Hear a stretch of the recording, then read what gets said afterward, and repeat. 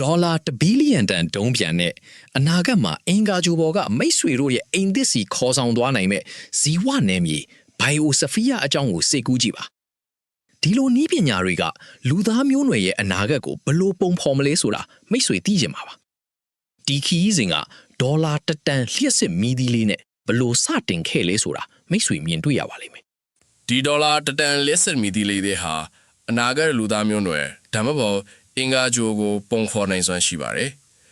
ဒေါ်လာ1000တန်နည်းပညာတစ်ခုကတော့ Neuralinks လို့ခေါ်တဲ့ဦးနှောက်ထဲကိုထည့်သွင်းထားတဲ့ကွန်ပျူတာချစ်ပြားပါ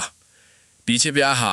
လေဘင်းအောက်ပိုင်းတခြားဘာသာအထင်နေတဲ့နိုလန်လိုလူတွေကိုကဘာကြီးနဲ့အပြန်လဲချိတ်ဆက်နိုင်အောင်လုပ်ပေးပါတယ်နိုလန်ဟာသူ့ရဲ့အသွေးတွေနဲ့ကွန်ပျူတာပေါ်မှာဘာမှဆိုလှုပ်ဆောင်နိုင်စွမ်းရှိပါတယ်သူဟာသူ့ဦးနှောက်ကိုပဲသုံးပြီး high လို့စာရိုက်ပြခဲ့ပါတယ်ဒီနည်းပညာကသူ့ဘဝကိုဘယ်လိုပြောင်းလဲပေးခဲ့တယ်ဆိုတာမိတ်ဆွေသိချင်ပါပါနိုလန်ဟာဒီ Neuralink နည်းပညာကြောင့်ဘယ်တော့မှမလုပ်နိုင်ဘူးလို့ထင်ထားတဲ့အရာတွေကိုပါလှုပ်ဆောင်နိုင်ခဲ့ပါတယ်အနာဂတ်နည်းပညာတွေကစိတ်ကိုကူညီပေးနိုင်တယ်လို့ကိုင်လိုလူတွေရဲ့ခန္ဓာကိုယ်ကိုလည်းကူညီပေးနိုင်ပါတယ်ကိုင်ဟာလက်မပါပဲမွေးဖွားလာခဲ့တဲ့12နှစ်အရွယ်ကလေးတူပါသူ့ကိုအဆင့်အမြင့်ဆုံးဒေါ်လာ2500တန်ဘိုင်ယိုနစ်လက်တူနဲ့အန်အားသိမ်းအောင်ပြုလုပ်ခဲ့ပါတယ်ဒီလက်တူမှာအာယုံခံကိရိယာတွေပါဝင်တာကြောင့်သူ့ရဲ့အာယုံကြော်တွေကဒီလှုပ်ရှားမှုတွေကိုထိန်းချုပ်နိုင်ပါတယ်ဒီ bionic လက်တူကဘဝကိုပြောင်းလဲပေးနိုင်ပေမဲ့ဒေါ်လာ35000တန်ပြန်သားနိုင်တဲ့ကားနဲ့ရင်ဘာမှမဟုတ်သေးပါဘူးဒီပြန်သားနိုင်တဲ့ကားဟာတာမန်ကားထက်ဘလောက်ပိုမြန်နေဆိုတာပြသဖို့အလုတ်စီကိုအပြိုင်ဆိုင်မောင်းနေခဲ့ပါတယ်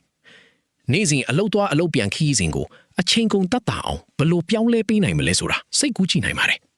ပြန်သားနိုင်တဲ့ကားကအထင်ကြီးစရာကောင်းပေမဲ့ဒေါ်လာ9သိန်းတန် jetpack ကတော့တနအီကိုမိုင်80ကျော်ပြန်သားနိုင်ပြီးအလုတ်စီကိုအမြန်ဆုံးသွားနိုင်တဲ့နည်းလမ်းခဲ့ပါတယ်ဒေါ်လာ3သိန်းတန်ကမ္ဘာအမြန်ဆုံးကားတစ်စီးလည်းရှိပါတယ်ဒီကားဟာအလွန်မြန်ဆန်ရုံသားမကဆွဲအားအလွန်များတာကြောင့်ဇောက်ထိုးမောင်းနှင်စွမ်းလည်းရှိပါတယ်ဒီကားရဲ့30ကုန်ကြတဲ့ဒေါ်လာ30တန် Mercedes ကားတက်ကလည်းအနာဂတ်ရဲ့အမြင်သစ်ကိုဖော်ပြနေပါတယ်ဒီကားဟာပန်ဒိုရာစကြဝဠာကနေမုတ်တွင်ထားတဲ့တတ္တဝါတစ်ကောင်လိုပုံစံရှိပြီးမိတ်ဆွေတို့ရဲ့ထိတွေ့မှုကိုတုံ့ပြန်နိုင်ပါတယ်ဒီကားရဲ့ထိုင်ဝင်းတွေကမိတ်ဆွေတို့ရဲ့နှလုံးခုန်လုံးနဲ့ကိုယ်တွင်းအချက်လက်တွေကိုသိရှိပြီးအပူချိန်ကိုအလိုအလောက်ချိန်ညီပေးနိုင်ပါတယ်ဒီလိုစမ်းသစ်တဲ့မောင်းတမှုတွေကနေဝင်းလို့ခေါ်တဲ့ drone ပို့ဆောင်ရေးနည်းပညာစီကိုဆက်သွားကြည့်အောင်ပါဒီ drone တွေဟာပါဆယ်ထုတ်တွေကိုမိနစ်ပိုင်းအတွင်းပို့ဆောင်ပေးလိုက်ပါတယ် wind drone ဟာလူနေအိမ်တကားဝဒါမှမဟုတ်နော်ဖေးအိမ်ဝကိုပုံမှန်ပို့ဆောင်ပေးပေမဲ့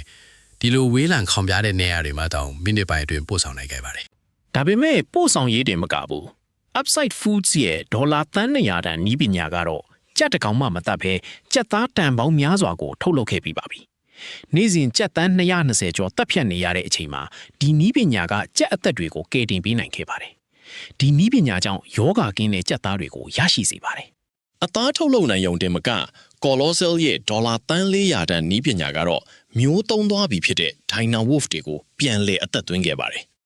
စင်မွေးရှည် Woolly Mammoth နဲ့ဒိုဒိုငှက်တွေကိုပါပြန်လည်အသက်သွင်းဖို့ကြိုးစားနေပါတယ်မျိုးသုံးမဲ့မျိုးစိတ်1000ကျော်ရဲ့ DNA တွေကိုတိုးလှောင်ထားတဲ့ဇီဝလှောင်အိမ်ကိုလည်းသူတို့ပိုင်ဆိုင်ထားပါတယ်ဒီရိစာမျိုးစိတ်တွေကိုကဲတင်တာကတခုတည်းမဟုတ်ပါဘူးဒေါ်လာ900တန်ဇီဝနေမီကတော့အခြားကြော်တွေပေါ်မှာလူသားတွေဘလို့နေထိုင်မလဲဆိုတဲ့အနာဂတ်ကိုဖော်ပြပေးပါတယ်အင်္ဂါကြော်ပေါ်မှာရှင်သန်နေမှုတဲ့ဒီဇီဝနေမီဟာသူ့ဘာသာသူအောက်ဆီဂျင်ရေနဲ့အစားအစာထုတ်လုပ်နိုင်ရပါမယ်ဒီနေရာမှာမိုးတစ်တော်နဲ့ဆဗန်နာလိုဇီဝနေမီ9မျိုးထိရှိပါတယ်ဒီဇီဝနေမီဟာအင်္ဂါကျိုဘောင်ကလူသားတွေအတွက်အနာဂတ်အိမ်ထစ်လာနိုင်ပါတယ်ဒါပေမဲ့ဒီပစ္စည်းတွေအလုံးအင်္ဂါကျိုစီရောက်ဖို့အတွက်ဒုံးပြန်လိုပါတယ် SpaceX ရဲ့ဒေါ်လာ1ဘီလီယံတန် Starship ကဒီအိမ်မက်ကိုအကောင့်ထဲဖော်နေပါတယ်ဒီ Starship ဒုံးပြန်တွေဟာလူသားမျိုးနွယ်ကိုဂြိုလ်ပေါင်းစုံမှာနေထိုင်နိုင်တဲ့မျိုးစိတ်တစ်ခုဖြစ်လာစေဖို့အင်္ဂါကျိုစီထောင်ပေါင်းများစွာစတင်ပြန်ထမ်းဖို့စီစဉ်ထားပါတယ်ဒီနည်းပညာတွေဟာလူသားမျိုးနွယ်ကိုမျိုးလင့်ချက်အသစ်တွေပေးစွမ်းနေတာပါမတန်ဆွမ်းစုတွေအတွက်အခွင့်အရေးသစ်တွေဖန်တီးပေးတာကားတွေပြန်တန်းတာအစားအစာထုတ်လုပ်မှုတွေမျိုးသွင်းခြင်းကနေကဲတင်တာအထိအနာဂတ်ဟာမကြာခင်ရောက်ရှိလာတော့မှာဖြစ်ပါတယ်ဒီလိုအစစ်မြစ်နည်းပညာတွေဟာအနာဂတ်ရဲ့ပုံစံသစ်တွေကိုဖန်တီးနေစေဖြစ်ပြီးမိတ်ဆွေအတွက်အနာဂတ်ကိုပိုမိုနားလည်ဖို့ကူညီပေးပါလိမ့်မယ်